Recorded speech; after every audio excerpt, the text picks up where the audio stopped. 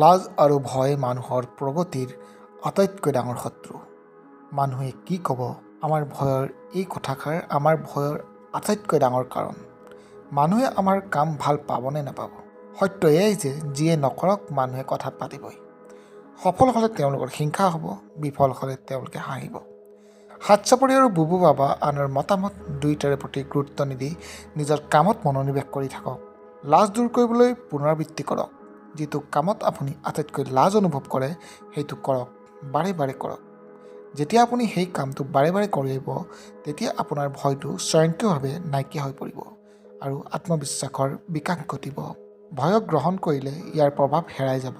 যেতিয়া আপুনি নাৰ্ভাছ হয় তেতিয়া দীঘলকৈ উশাহ এটা লওক আৰু নিজকে অনুভৱ কৰিবলৈ দিয়ক। আমি ভয় খাওঁ কাৰণ আমি আনক আপ্লুত কৰিব বিচাৰোঁ। যেতিয়া আপুনি মই অহংকাৰ এৰি দিওঁ তেতিয়া ভয় নোহোৱা হৈ যায়। সফলতাৰ বাবে বিফলতাৰ ভয় এৰি দিয়ক। আৰম্ভণিতে সকলোৱে ভুল কৰে। মনোভাৱ বিফলতাৰ ভয়ে আপোনাক আগুৱাই যোৱাত বাধা দিয়ে।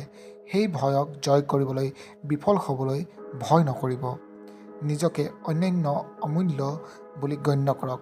আপুনি নিজৰ মতামতৰ মালিক। আন কাৰোবাৰ মতামতে আপোনাৰ বাস্তৱক গঢ় দিবলৈ নিদিব। আপোনাৰ কঠোৰ পৰিশ্ৰমক বিশ্বাস কৰক।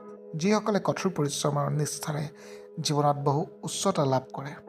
বন্ধুসকল, যদি ভিডিঅ'টো ভাল পালে লাইক, শ্বেয়াৰ, ছাবস্ক্ৰাইব কৰি মোক লগতে মোৰ চেনেলটো আগবাঢ়ি যোৱাত যেন সহায় কৰে। ধন্যবাদ।